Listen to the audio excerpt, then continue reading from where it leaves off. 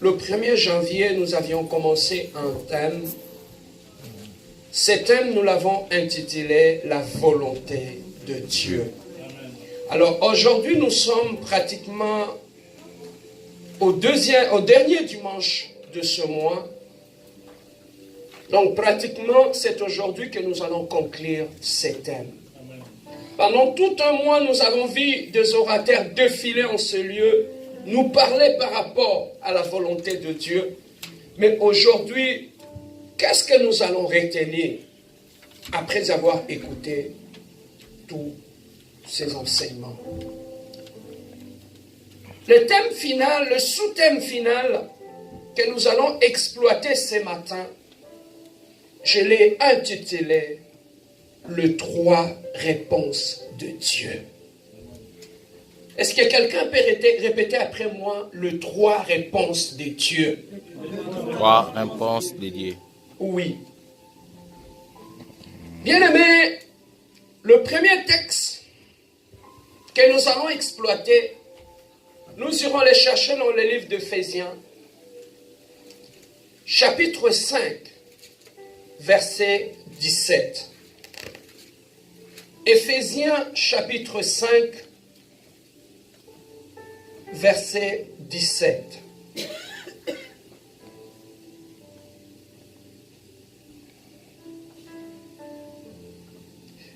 Où nous commencerons verset 15, 16 et 17.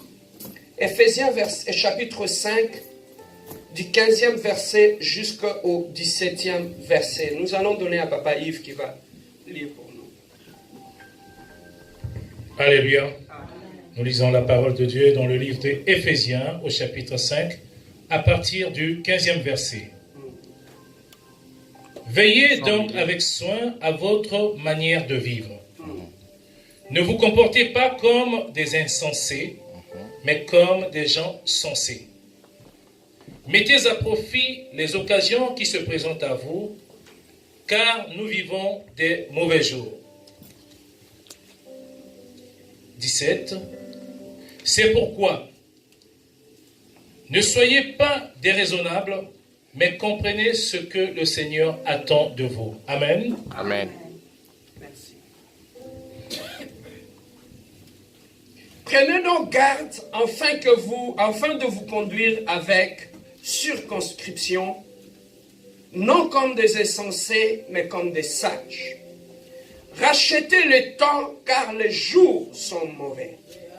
C'est pourquoi ne soyez pas inconsidérés, mais comprenez quelle est la volonté de Dieu. Amen. Hein? Amen. Est-ce que nous pouvons tous lire d'un commun accord le verset 17?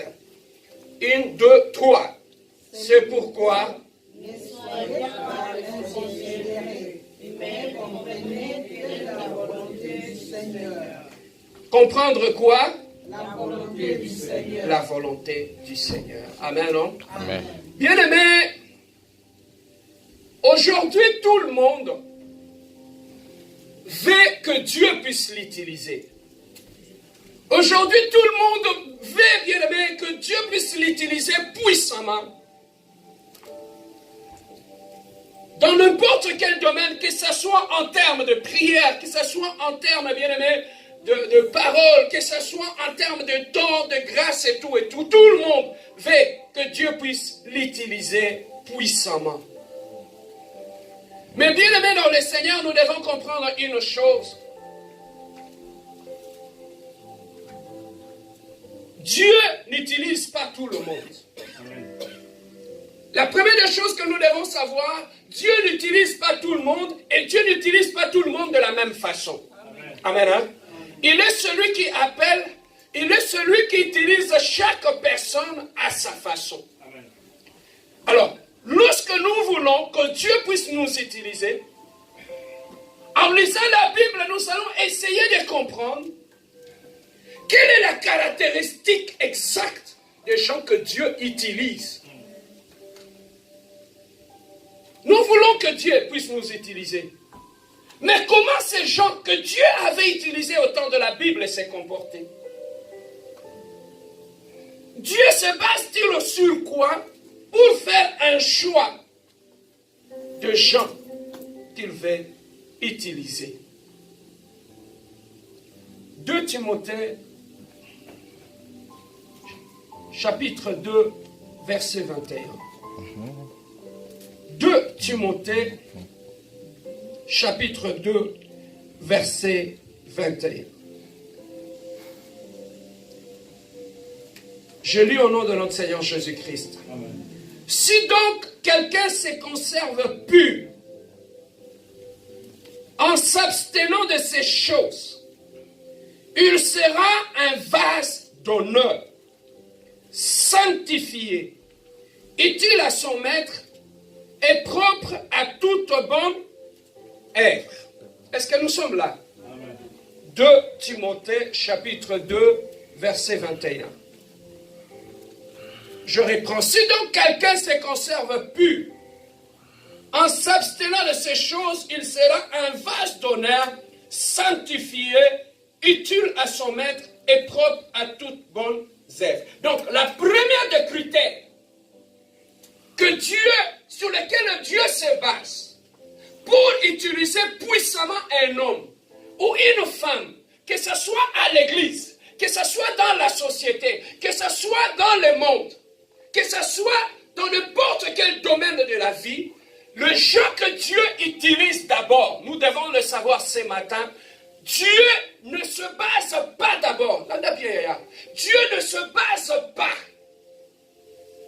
de sa aptitude, mais Dieu se base sur les attitudes.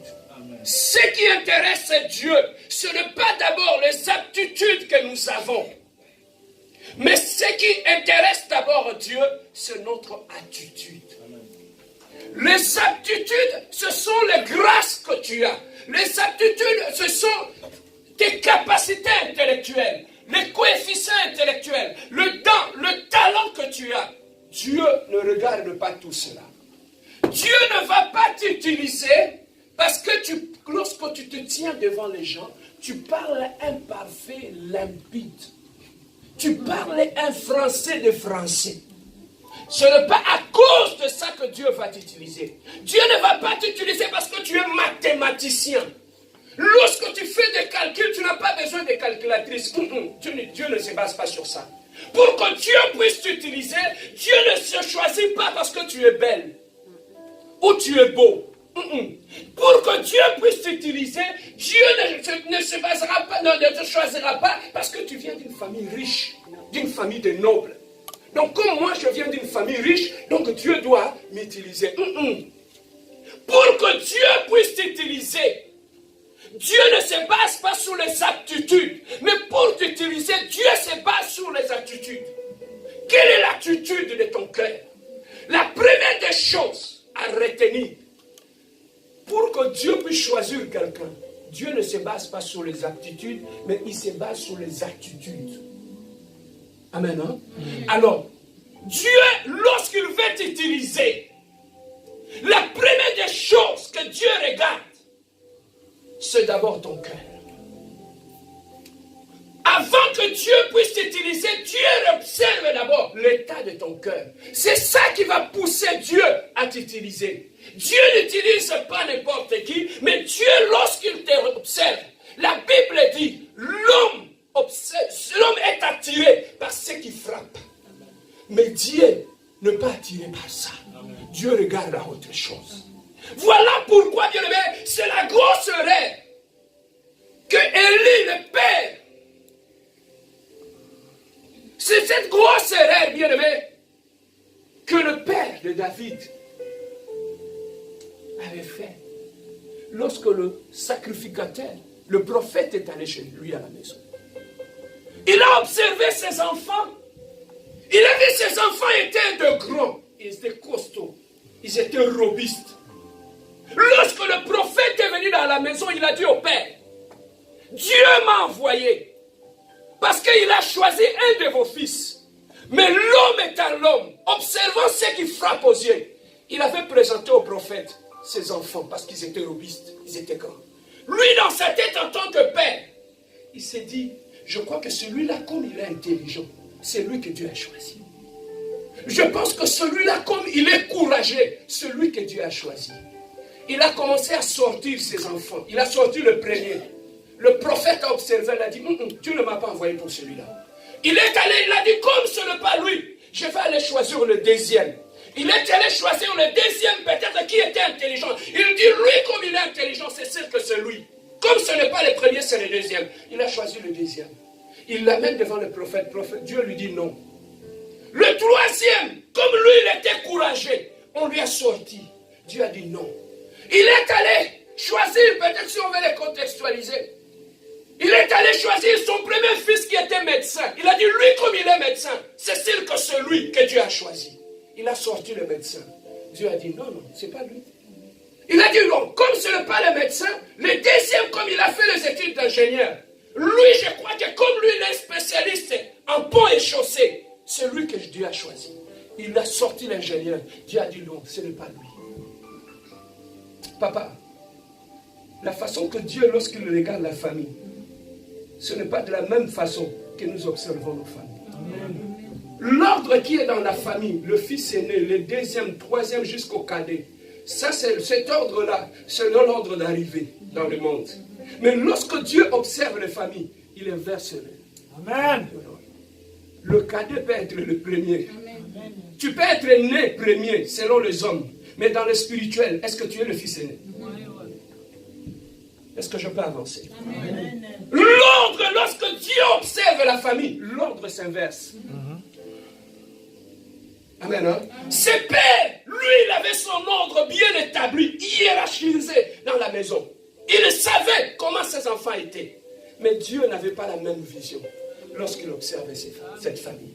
Mais jusqu'à ce que Dieu, il ait dit, mais je t'ai présenté tous mes enfants. Mais le prophète a dit, mais non, Dieu m'a envoyé, il y a un enfant ici. Mais comment toi tu me dis que tu m'as presque présenté tous tes enfants? Le père alors se souvient. Il y a le petit David. Lui, il est fermier, il est dans la brousse. Vous savez, en Israël, à ce moment-là, le fermier n'était pas... Le fermier n'était pas assez considéré. Et voilà pourquoi le père... Ah, Yesu, ça va bien. Le père, son propre fils, il lui a choisi en dernier. Pourquoi? Parce que lui-même, le père, ne considérait pas son fils David. Papa, le parent qui t'a mis dans le monde, ils peuvent te déconsidérer. Mais le Dieu qui sait la raison pour laquelle il a permis que tu arrives dans ce monde, il sait ce qu'il a mis en toi. Même si ton père ne le voit pas, même si la famille te ridiculise, mais en toi, Dieu connaît ce qu'il a investi en toi. Amen. Le père de David, il savait même oublier son fils. Il a dit, lui c'est un fermier. Dieu ne peut pas l'utiliser. Il est allé le choisir en dernier. Il est venu. Il a présenté. Et lorsque David est venu, le prophète a commencé à observer ses gènes. Il a senti le ciel avait commencé à parler. Amen. Que c'est lui que j'ai choisi. C'est lui. Même si selon vous, il ne frappe pas aux yeux.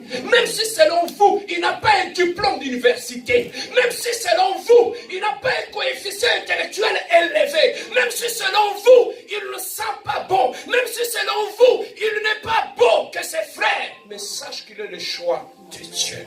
Est-ce que quelqu'un ce matin peut se taper la poitrine, dire que je suis le choix de Dieu? Regarde ton voisin, dis-lui je suis le choix de Dieu. Même si le monde te déconsidère, tu es le choix de Dieu. Même si la femme que tu as épousée te ridiculise, te voit comme si tu es rien, mais devant Dieu, tu as du prix à ce Dieu. Même si le mari que tu as épousé voit en toi une bonne arrière, mais sache que le Dieu en qui tu as cru, il connaît ce qu'il a mis en toi. Mais bien aimé, la Bible nous dit, lorsque David est arrivé, Dieu a dit c'est lui.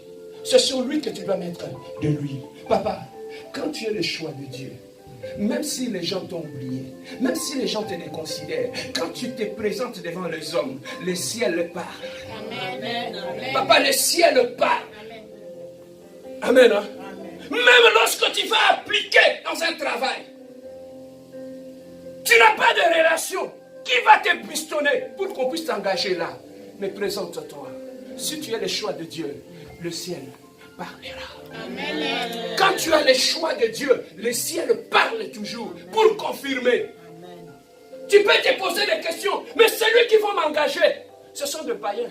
Comment ils vont entendre la voix de Dieu? Papa, lorsque Dieu veut te confirmer, il peut même ouvrir les oreilles de païens pour leur parler que celui-ci, c'est mon fils. Celle-là, c'est ma fille. Amen. Papa, lorsqu'on a voulu amener Jésus-Christ à la croix, la femme de Pilate, elle dormait la nuit, non? Qu'est-ce qu'elle avait dit à son mari? Je n'ai pas dormi toute la nuit. Mon sommeil était agité. Papa, pour ta parole, pour ta place, la place que Dieu a choisie pour toi, Dieu ne laissera jamais en paix. Le païen, jusqu'à ce qu'ils vont t'amener là où Dieu voulait que tu sois. Amen. Celui qui refuse de t'engager, il est capable de ne pas trouver sommeil. N'as-tu jamais vu? Tu as appliqué, on t'a dit non, tu as découragé, tu rentres à la maison, on t'a oublié. Une semaine après, le téléphone sonne. Est-ce que tu es encore disponible? Amen. Toi, tu es rentré. Le Saint-Esprit est allé faire un travail. Amen. Voilà pourquoi il a dit dans sa parole, on vous amènera devant les juges. Ne vous inquiétez pas. Car moi-même, je mettrai mes paroles sur leur bouche. Amen. Ce n'est pas l'avocat, mais c'est moi qui va mettre les paroles dans vos bouches. Amen. Amen. Voilà ce que Dieu fait au milieu de ces choses. Bien-aimé, Dieu, lorsqu'il veut nous choisir, il observe d'abord le cœur. Et quel est l'état du cœur de celui que Dieu va utiliser? La première des choses, c'est la pureté du cœur. Tu sais pourquoi Dieu ne t'utilise pas? C'est à cause de la disposition de ton cœur. Lorsque ton cœur n'est pas disposé, ici dans la Bible, on nous dit, si donc quelqu'un se conserve pur en s'abstenant de ces choses, il sera un vase d'honneur. Bien-aimé, pour être un vase d'honneur dans la maison de Dieu, ce n'est pas une question de savoir chanter, de savoir prêcher, de savoir prier. Pour être un vase d'honneur dans la maison de l'Éternel, ça concerne d'abord l'état de ton cœur. Amen. Amen.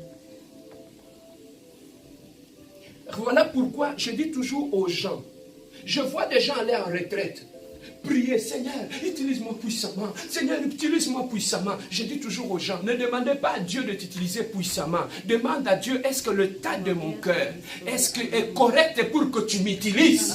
Amen. Parce que tu vas prier des années et des années. Dieu ne va pas t'utiliser. Mais demande d'abord, Seigneur, est-ce que l'état de mon cœur est digne pour que tu puisses m'utiliser dans ta maison?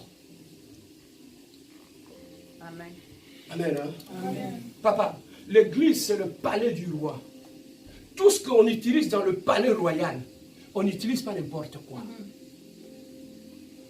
Amen. Hein? Amen. On n'utilise pas n'importe quoi.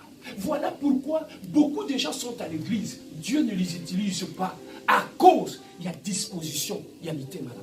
Papa, au cours de la 100 ans, chose à monter ma bé, Zamba va utiliser. Amen. Hein?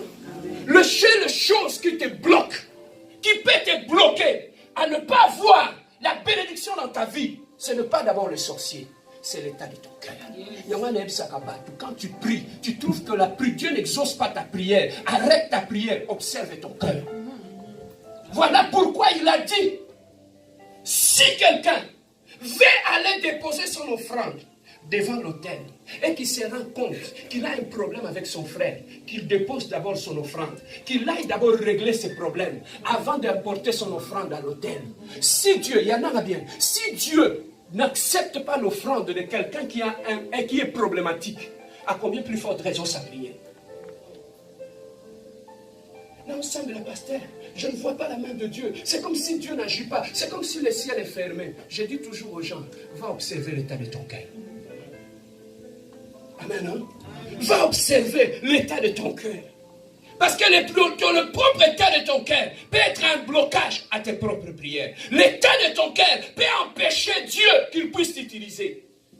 Tu peux prêcher, il prêche bien, mais comment Dieu ne le lève pas? Est-ce que tu connais l'état de son cœur?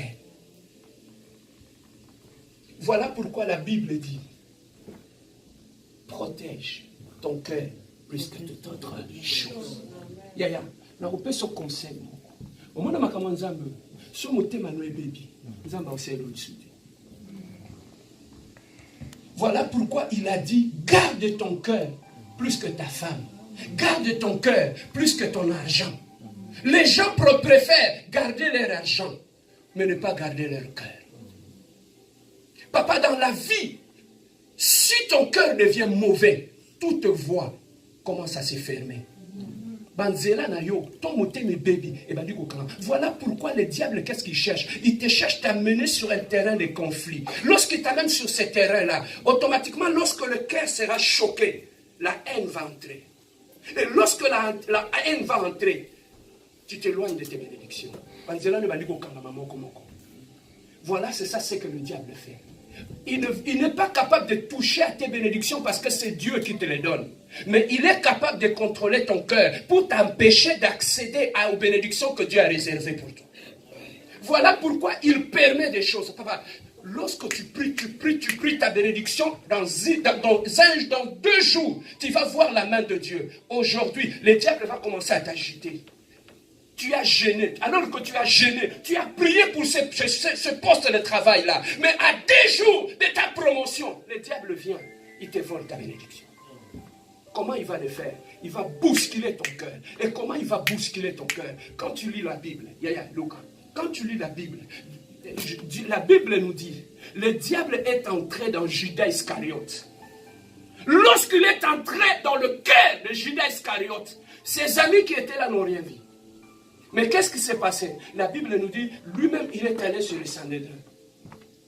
Il est allé voir les autorités. Il leur a dit, je vais vous livrer Jésus-Christ.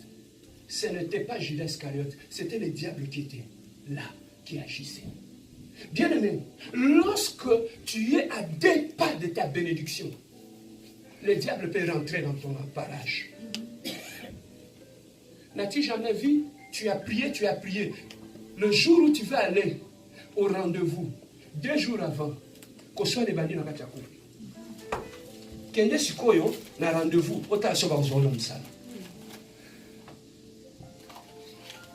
tout cela pourquoi? Le diable t'agite pour t'empêcher d'accéder à ta bénédiction. Voilà pourquoi, papa, ceux qui l'ont compris, moi je l'ai compris. Papa, ngapo me magana kanda, me ma carte bila. Luka tracteur bousculé ngari. Pourquoi? Parce que je sais, le question il y a bénédiction, et sa question en position spirituelle. Mes émotions peuvent spirituellement me déplacer. Place les pangoli na ngelinga ekoma. Kande ko longola na place wana, et me minga place mususu. Tant bénédiction na kiti wana na zati. La colère peut te déplacer spirituellement du lieu de ta bénédiction. Dieu, là où tu trouves que c'est un lieu de ta bénédiction, c'est là que ton combat va commencer. C'est là que tu seras combattu. Amen, hein? Mais ici, Dieu nous dit, c'est d'abord l'attitude de notre cœur. Avoir un bon cœur pour que Dieu puisse t'utiliser. Dieu ne peut pas t'utiliser lorsque tu es encore rancunier. Voilà pourquoi je dis toujours aux mariés ou aux fiancés, vous qui n'êtes pas encore mariés, si vous êtes rancunier, vous êtes rancunière, réglez d'abord ce problème avant que nous contents la palibala. Pour contenter palibala, si vous êtes rancunier ou rancunière, tu n'iras pas loin, tu vas frapper un mur. Parce que la personne avec qui tu vis, l'être humain, il a ses hauts, il a ses bas. Mais si tu es rancunier, les lots kangili kambo na motema. Lobio kangi okuna. Après un certain moment, motema est comme ma poubelle. Zamba osasua na te, va se retirer. Zamba va dans la place salité zati. Motema na yo, et ko kimi sans zambe, na vie na yo. Il faut être à l'église de la compassion pour écouter cette prédication. Est-ce qu'on peut donner une belle acclamation à notre Dieu? Voilà pourquoi, bien-aimés, il y a beaucoup de gens qui sont entrés dans le mariage tout en étant rancuniers. Ils ont bloqué leur bénédiction. Amen. Hein? Amen. Mais celui qui a compris, il pardonne toujours. Amen. Pourquoi? Moi, je ne pardonne pas rapidement. Tu sais pourquoi? Ce n'est pas parce que je suis faible. Je pardonne rapidement parce que Dieu m'a réservé des promesses. Amen. Papa, il y a une promesse. Il y a une promesse pour un petit problème que vous créez. La promesse est que moi conflit avec qui vous créez. Voilà pourquoi quand on a une balance, on a le but et les cas. Avec ce problème. Parce que nous avons la bénédiction. Amen. Amen. C'est parce que tu n'es pas averti. C'est ça qui fait que quand tu mets des choses sur la balance, au préféré, au garder ma kamunamotema. Mais au éloigner de la bénédiction. Amen. Hein? Amen. Voilà comment nous nous éloignons de nos bénédictions à cause de la disposition de notre cœur. Alors Dieu veut t'utiliser aussi par rapport à la sanctification. Au-delà de l'état de ton cœur, au-delà de l'attitude de ton cœur, Dieu, si tu veux que Dieu t'utilise puissamment, c'est aussi par rapport à la sanctification. Car Dieu n'utilise que de vases qui sont purs. Amen. Hein? Dieu utilise des vases qui sont purs. Lorsque tu marches dans la sanctification, c'est là que Dieu va t'utiliser. Au-delà de la sanctification, si tu veux, au-delà de la disposition de ton cœur, de la sanctification, si tu veux que Dieu puisse t'utiliser puissamment, c'est l'amour du prochain. Dieu ne peut pas t'utiliser puissamment dans la vie. Dieu ne peut pas t'élever dans la vie si dans ton cœur, parce que Dieu nous bénit toujours. Dieu nous bénit pour bénir les autres. Lorsque Dieu nous bénit, c'est pour que nous devenions des canaux de bénédiction pour les autres. Mais comment Dieu peut t'élever lorsque toi, tu n'as pas l'amour du prochain? Voilà ce qui bloque, qui empêche Dieu. Et ça va nous quitter.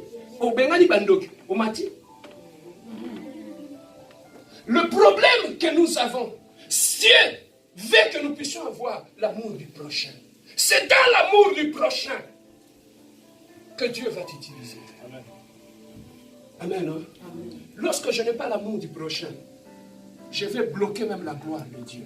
Papa, toi tu peux demander à Dieu, Seigneur, j'ai besoin de $50.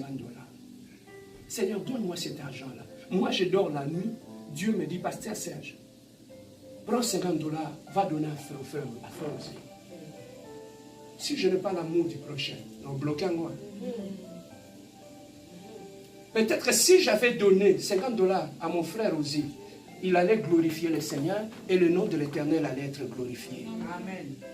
Amen. Hein? Amen. Mais le seul fait que Dieu est passé chez moi, j'ai refusé de lui donner cela. Il a bloqué gloire à Nzambe. Nzambe pas mon langage sous. À cause que tu es chiche, tu es avare. L'amour du prochain n'est pas là. Voilà pourquoi Dieu ne peut pas dire. Dieu t'a amené dans ces mariages-là. C'est pour qu'il se glorifie. Mais il continue à faire des balles. On va dire qu'il y a une belle famille. Wapi gloire. Nous allons se retirer. Voilà ce qui arrive dans nos vies. Parce que nous avons la délivrance dans le combat spirituel alors que le problème est ailleurs. Bien-aimé, tu peux prier pour que Dieu t'élève, pour que Dieu puisse te bénir. Ce n'est pas toujours une question de prière, mais c'est aussi une question de disposition et montée. Dans la ligne de l'église, au moins, on a 7 jours sur 7. Assemblée, si on a 3 heures, qui a dans une journée, bon vent d'année, invivable.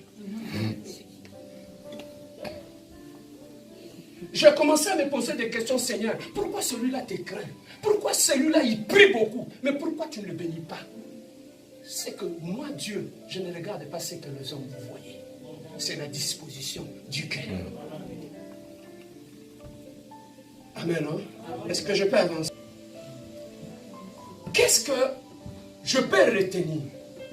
Pendant que je suis en train de chercher la volonté de Dieu dans ma vie, pendant que je suis en train de prier pour connaître la volonté de Dieu dans ma vie, quelle est l'attitude que je dois avoir Pasteur Serge, tu nous as prêché pendant tout un mois sur la volonté de Dieu. Mais pendant que je cherche la volonté de Dieu dans la prière, dans la méditation de la parole, pendant que je prie, je gêne, je cherche la volonté de Dieu pour telle situation. Mais comment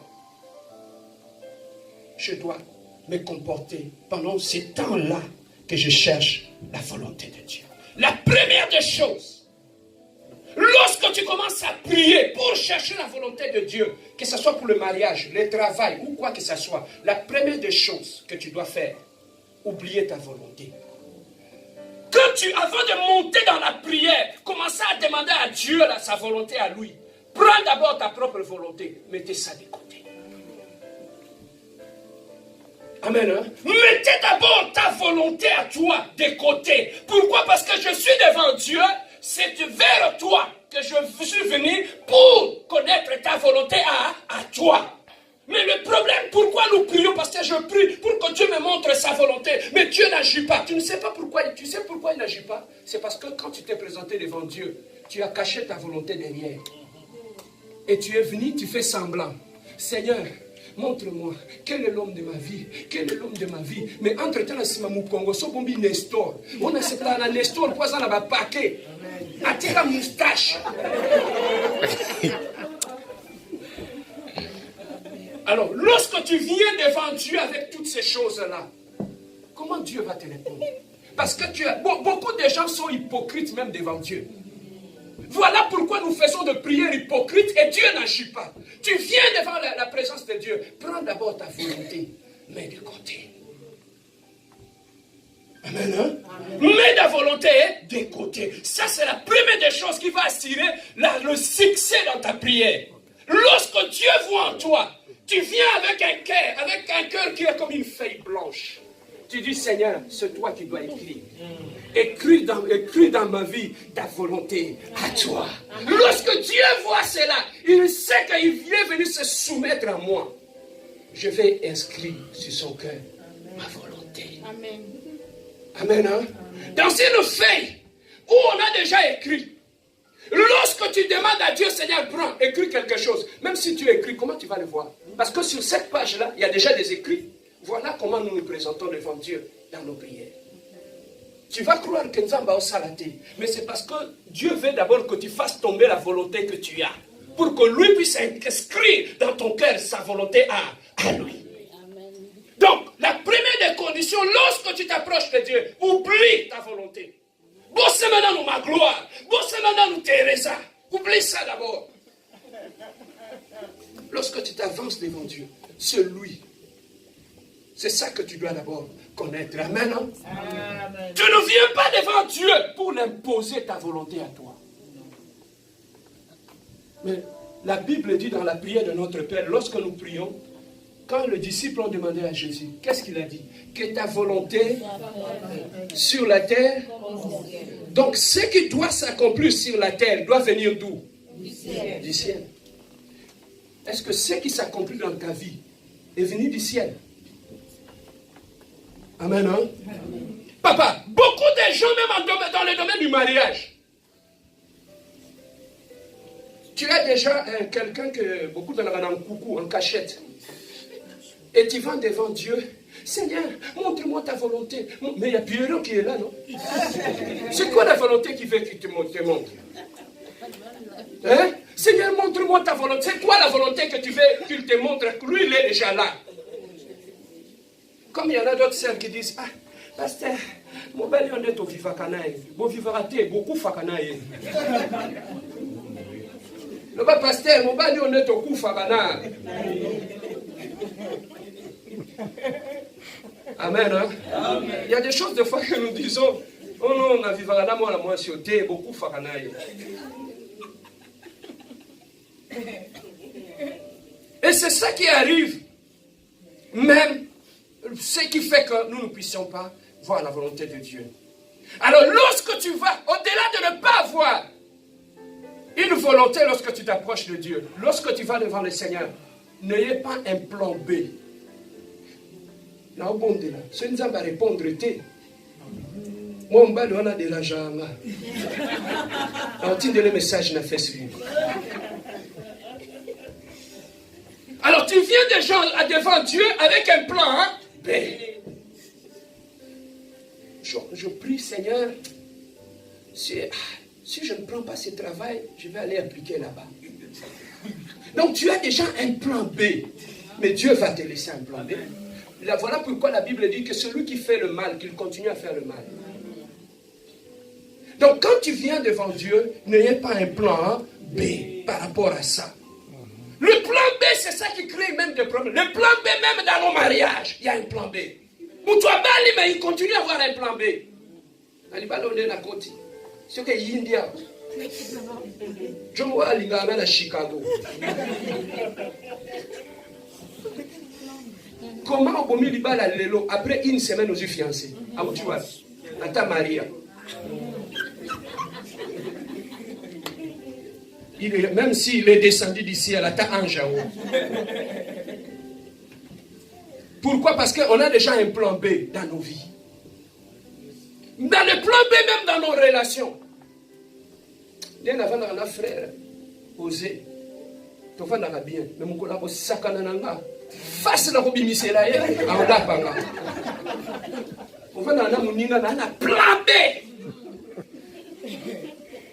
N'a-t-il pas vu comment un ami avec qui vous parlez bien, à cause d'une petite erreur, a changé les faces? Parce que la personne a un plan B. Et même de plan B, même les gens qui vont dans le mariage. J'ai mon oncle, il est devenu ministre au Congo.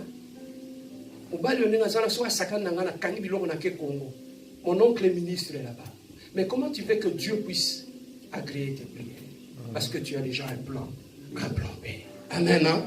Alors, lorsque tu vas devant l'Éternel, n'ayez pas un plan B. Alors, troisième point, lorsque tu vas dans la présence de Dieu pour demander sa volonté, il faut être disposé à écouter la voix de Dieu et à obéir. Être disposé à écouter la voix de Dieu et à obéir. Amen. Hein? Donc, je ne prie pas. Demander la volonté de Dieu, ce n'est pas une formalité. Non, comme à l'église, on nous demande de chercher la volonté de Dieu. Bon, on a le quoi volonté, mais non. Lorsque tu t'avances, tu commences à prier, chercher la volonté de Dieu, il faut que déjà que tu puisses te dire en toi-même que je suis venu écouter la voix de Dieu et obéir à cette voix-là. Et lorsque Dieu observe cela dans ton cœur, Dieu te répond. Amen. Hein? Dieu ne peut pas répondre à une personne qui n'a pas cette disposition de cœur-là. Amen. Hein? Bien aimé, nous devons savoir aussi, lorsque nous allons dans la présence de Dieu, nous devons savoir une chose. Vous savez, quand on était enfant, des fois on te donne des comprimés de quinine. On te donne. Tu ne fais pas ça. Ou les enfants à la maison. Quand tu leur demandes, ne mangez pas de cochonneries, de gâteaux. Après avoir mangé, vous allez manger le fruit. Tu vas voir l'enfant, il ne veut pas ça. Il mange ça seulement parce que papa a dit qu'on nous mange le fruit. Si ça dépendait de moi-même, je n'allais pas les manger. Mais je les mange seulement pour plaire à mon père. Mais dans mon cœur, je sais que je n'aime pas les fruits. Moi, ce que je fais du yaourt. C'est ça ce qui arrive lorsque nous allons dans la présence de Dieu. Il y a beaucoup de gens, ils vont chercher la présence de Dieu. Il se dit de lui-même, si ça dépendait de moi, je ne l'allais pas le faire. Mais c'est parce qu'à l'église qu'on nous l'a prêché. Mais malgré ça, j'accepte seulement. Non, ça arrête Dieu d'agir dans nos vies. Amen. Non? Donc nous devons le savoir. Que demander la volonté de Dieu, ce n'est pas quelque chose de mauvais. Alors lorsque nous cherchons la volonté de Dieu dans la prière, nous devons avoir le discernement. Tu dois aussi avoir le discernement. Ce n'est pas seulement que tu pries, Seigneur, montre-moi ta volonté, mais tu dois avoir le discernement. Pasteur Serge, le discernement de quoi?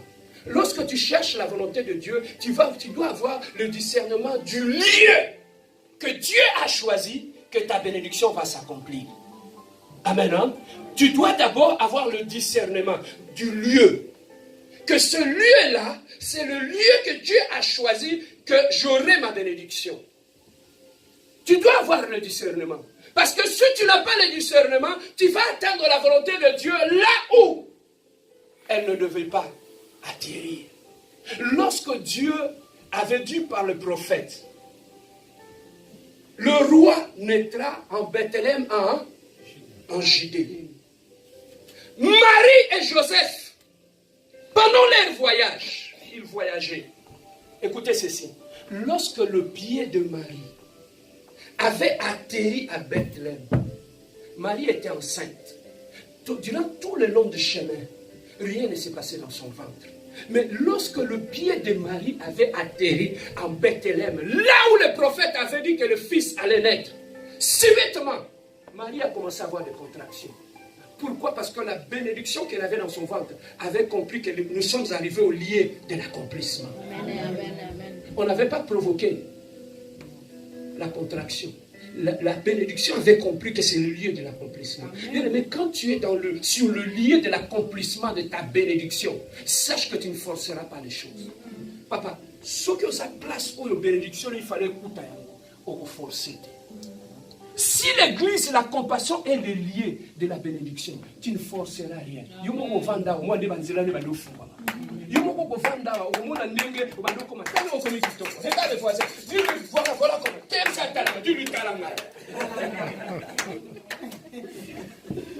Amen. Hein? La parole que nous écoutons en ces lieux, bien aimé, c'est de l'eau. Et je sois là. Plus je l'écoute, je m'assois là. La parole de Dieu est en train de me nettoyer. Jour après jour, ça n'a 6 mois. Tu vas voir comment ta vie va être. Amen. Amen. Hein? Alors, c'est ça qui fait que, bien aimé, tu dois discerner le lieu de ta bénédiction. Bah, place, quand tu es là, tu dois avoir le discernement que ma bénédiction, ce n'est pas ici que je l'aurai. Ce n'est pas là. Voilà pourquoi, bien aimé, nous perdons du temps à attendre la bénédiction de Dieu là où elle n'allait pas venir. Osez là. Mais Dieu, quand tu n'es pas là où la bénédiction devait s'accomplir, Dieu va d'abord stopper tout. Jusqu'à ce que tu vas te déplacer et atteindre le lieu de l'accomplissement. La bénédiction, elle descend. Parce que la bénédiction, quand Dieu lui dit, va bénir Maman Endoxy, on va lui donner le nom et l'adresse là où elle va partir. Quand elle va à cette adresse-là, elle trouve que Maman Endoxy n'est pas là, elle ne descendra pas. Mais jusqu'au jour où elle viendra, elle trouvera que Maman Endoxy est là. Sans faire un effort, la bénédiction est quittée. N'as-tu pas vu que tu as appliqué Moussa de monanité? Mais le jour où tu vas appliquer une place, sans fournir un effort, mais c'est donne tes papiers, tu vas commencer quel jour? Parce que tu es sur le lien de l'accomplissement de ta bénédiction.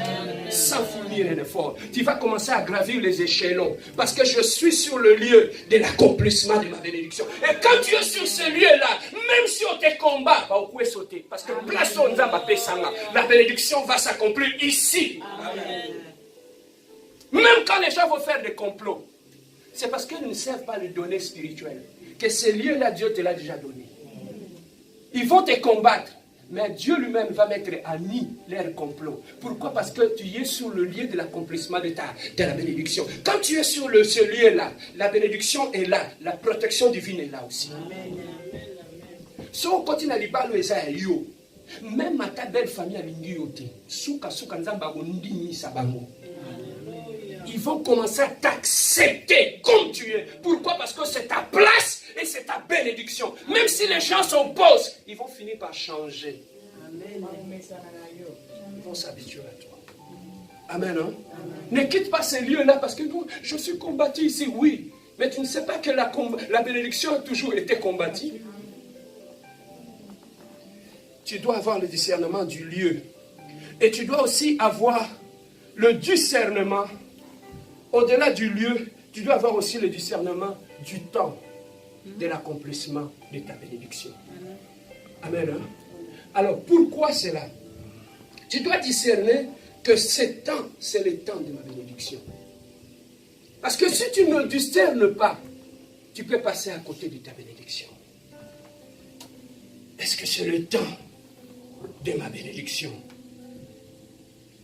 Avoir aussi le discernement, à part le temps, le lieu, avoir aussi le discernement sur les circonstances de ta bénédiction. Je prie Dieu. C'est maintenant dans quelles circonstances ma bénédiction va arriver. C'est à ce point-là que nous passons 2 fois à côté. C'est ça qui voit, bien aimé, lorsque tu pries, tu demandes quelque chose à Dieu. Ne pense pas que Dieu va te les donner dans l'enveloppe que tu veux. Hein? Non, la Seigneur Nzambe appelle ça la bénédiction, l'enveloppe à kaki. Dieu, il est souverain. Il peut te donner cette bénédiction dans une enveloppe qui est blanche. Il te les donne. Mais comme tu n'as pas le discernement, tu ne comprends pas que ça c'est ma bénédiction. Tu peux demander à Dieu, mais c'est que Dieu me donne un bon mari, qui sera une bénédiction pour moi. Dieu peut cacher un bon mari dans la peau d'un homme pauvre.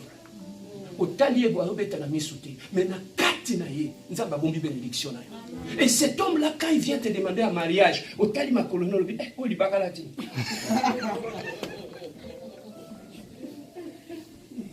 la Bible dit le Fils de l'homme n'avait rien de ce qui flashait, mais en lui il y avait la vie. Car nous passons à côté de nos bénédictions parce que tu ne veux pas. Moi, si je suis au monde, tu regardes comme ça. Non, elle ne parle pas bien le français. Elle n'est pas allée à l'université. Ce n'est pas une bonne femme à épouser. Comment je vais les présenter auprès de ma famille? Elle n'est pas digne. Papa, Tina te, les anatina. Amen. Les anatina. Quand je regarde l'apparence, c'est qu'il y a bénédiction, Dieu le cache à l'intérieur. Voilà pourquoi nous passons à côté de nos bénédictions. Pourquoi? Car Dieu a prévu à cet homme-là que sa bénédiction seulement est au fond. Le jour où il va être avec toi.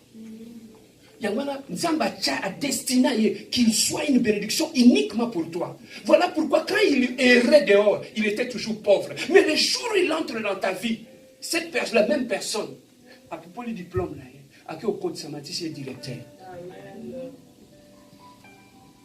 Pourquoi? Parce que certaines bénédictions ne vont s'accomplir que quand cette personne entrera dans ta vie. Mais quand tu n'as pas le discernement, tu peux passer à côté de cet homme. Voilà comment nous passons à côté de nos bénédictions. Amen. Hein? Alors pour terminer, qu'est-ce que nous pouvons encore apprendre? Nous devons savoir que lorsque nous demandons la volonté de Dieu, Dieu ne nous parle pas d'un coup. Dieu nous parle progressivement. Il va te dire, ouvre la porte. Toi, tu ouvres la porte. Tu attends qu'il te dise quoi faire. Après avoir ouvert la porte, Dieu va te dire, maintenant entre à l'intérieur. Lorsque tu entres, après il va te dire, va t'asseoir à gauche. Dieu nous parle progressivement. Dieu ne nous parle pas directement. Voilà pourquoi nous passons à côté de nos bénédictions. Quand Dieu te donne une bénédiction, il va continuer à te parler progressivement. Aujourd'hui, il te révèle ceci. Donc, étape par étape, jusqu'à t'amener à ta bénédiction. Donc, il faut que tu sois patient quand tu cherches la volonté de Dieu. Tu pries, tu es patient. Pourquoi? Parce que Dieu va t'amener étape par étape. Il y a un ami en église la compassion, étape par étape. La deuxième étape est Zoya. Il te laisse là, que tu écoutes la parole de Dieu. Il est en train de te préparer à une grande bénédiction. Et Dieu nous parle progressivement. Amen, non? Alors nous devons savoir cela, qu'il nous parle progressivement. Alors à la fin, pasteur, qu'est-ce que nous pouvons retenir? Si tu cherches la volonté de Dieu, si tu veux que Dieu puisse te répondre, il y a un secret. Dans tout ce que tu demandes à Dieu, cherchez d'abord la volonté de Dieu, cherchez les intérêts de Dieu. Quand tu pries, tu demandes à Dieu de faire quelque chose pour toi. Dans ce que je demande maintenant à Dieu, quelle est ma part, quel est l'intérêt de Dieu dans ce que je fais? Dieu n'agit que là où il y a ses intérêts. Et pas intérêt en Zambézata, ça la réalité. Donc, dans tout ce que tu demandes à Dieu, cherche l'intérêt de Dieu. Seigneur, je veux que tu me donnes un travail. Donc, ça la dit dans Zambé. Zambé, si tu me donnes ce travail-là, tu as la dîme dans ma lopesa. Voilà comment je vais soutenir le veuve, les orphelins. Ça, c'est ta part. Et quand Dieu voit ça, dans ces projets-là, Dieu descend et te bénit. Voilà pourquoi, bien aimé, deux fois, nous prions, nous demander des choses à Dieu. Pour que ce n'est seulement notre propre volonté. J'avais posé une question une fois à une maman qui dit, ça pasteur, prie pour mon mari, mon mari, il dort dehors, tout ma casse, si cet homme n'écoute pas, pasteur, prie pour cet homme. J'ai dit, maman, pourquoi tu veux que je puisse prier pour que cet homme puisse se convertir? La première question, je l'ai posée pour comprendre l'intention qui était derrière cette maman-là. Pourquoi tu veux que je puisse prier pour que ton mari puisse se convertir? Parce qu'elle a l'emi bambanda. La vie donc yo maman, au lieu de bali a bongwana, et ça pour la bambanda, mais nous avons salate. Nous avons salate. Je dis change. Tu as prié, nous avons salité. Maintenant prie pour que cet homme puisse se convertir et qu'il puisse servir Dieu. Le grand Nzambe, je vais te servir avec mon mari. Touche-les pour qu'on s'élève et qu'on puisse te servir. Tant que Nzambe a mon intérêt, il va faire. Amen. Hein? Mais quand tu lui demandes, les motivations qui sont derrière ta prière ne sont pas bonnes, Dieu n'agira pas. Voilà pourquoi, bien aimé, quand tu pries, sois papier na bic. Kabola na katikati. Ça, c'est ma part au intérêt Nzambe. Lorsque tu pries, montre à Dieu, Seigneur, dans cette prière, voilà tu te parles, voilà ma part. Nzambe, si tu me donnes la résidence dans ce pays, voilà ce que moi je vais faire. Et quand Dieu va le voir, Dieu va te bénir. Dieu, si tu me donnes un bon mari, une bonne femme, moi dans mon couple, Seigneur, je te servirai. Moi dans mon couple. Et comment Dieu ne peut pas te donner un homme ou une femme? Alors que, Seigneur, je peux saluer, Seigneur, c'est comme ça, Dieu ne te fera rien. Parce qu'il n'y a pas ses intérêts là-bas. Amen. Hein? Mais Dieu agira lorsqu'il verra ses intérêts dans ce que toi tu fais. Voilà le plus important. C'est ça qui fait que, pour connaître les intérêts de Dieu, tu dois connaître la Bible. Lire la Bible. Plus tu lis la Bible, plus tu connais quels sont les intérêts de Dieu. Seigneur, si tu me bénis, tu me donnes un bon travail. Loyer à l'église, Seigneur, si tu me bénis, tu as un projet dans l'église. Pour que moi-même, je puisse soutenir mon église. Dieu ne va pas te bénir, il va te bénir. Pourquoi? Parce qu'il a trouvé ses intérêts dans ce que tu fais. Est-ce que quelqu'un cherche la volonté de Dieu? Amen. Est-ce qu'on a compris comment chercher la volonté de Dieu? Amen. Lèvons-nous, nous allons prier. La volonté de Dieu. Bien aimé, je ne sais pas. Dans ce que Dieu vient de nous parler ce matin, nous voulons prier. Bien aimé, c'est parce que c'est un nouveau départ. Nous voulons repartir à zéro avec Dieu. La Bible dit, demandez-moi jusqu'à ce que votre joie soit immense. Dieu veut que tu sois dans la joie. Il fait ça, c'est le désir de Dieu. Voilà pourquoi tu dois chercher la volonté de Dieu dans tout ce que tu fais. Un homme prudent, c'est celui qui cherche la volonté de Dieu dans ce qu'il fait. Si nous voulons que notre église puisse aller de l'avant, nous devons être une église qui cherche la volonté de Dieu. Si tu veux aller loin dans ta vie, ne t'appuie pas sur ton expérience. Appuie-toi sur la parole de Dieu. Ainsi tu verras. Les yeux fermés.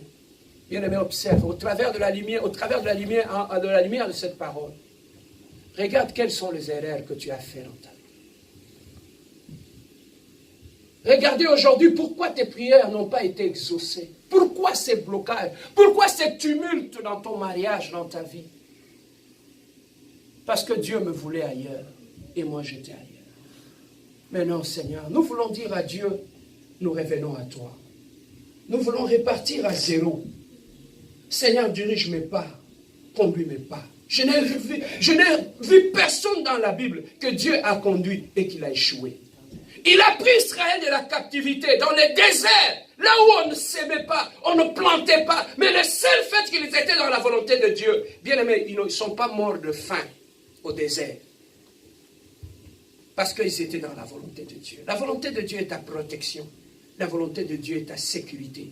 La volonté de Dieu fera ton honneur. La volonté de Dieu apportera la fierté dans ta vie. Parce que tu demeures dans la volonté de Dieu. J'aimerais qu'aujourd'hui que tu puisses prendre une décision. D'arrêter de faire dans ta vie tout ce qui n'est pas volonté de Dieu. D'arrêter toutes les décisions que tu as prises dans ta vie sans consulter Dieu, sans chercher la volonté de Dieu. Aujourd'hui, mettez ça de côté. Dites, Seigneur, je vais repartir à zéro avec toi. Seigneur, j'ai compris que je dois chercher ta volonté dans ce que je fais. Nous avons les yeux fermés. Je viens à toi, oui, je viens à toi. Je viens à toi, Je viens à toi, tel que je suis. Je viens à toi, je viens à toi. Jésus. Oui, je viens à toi. Je viens à toi, Je viens à toi, tel que je suis. Naye nayo, naye nayo, naye naye nayo, naye nayo, naye nayo, Yahweh, Lolenge Nazali. Dieu a parlé. Dieu t'a parlé particulièrement tel que tu es là. Saisis ce message aujourd'hui et il y aura des fruits qui vont venir. Si ton cœur est saisi par ce message, concentre-toi et prie pour toi-même. Nous prions.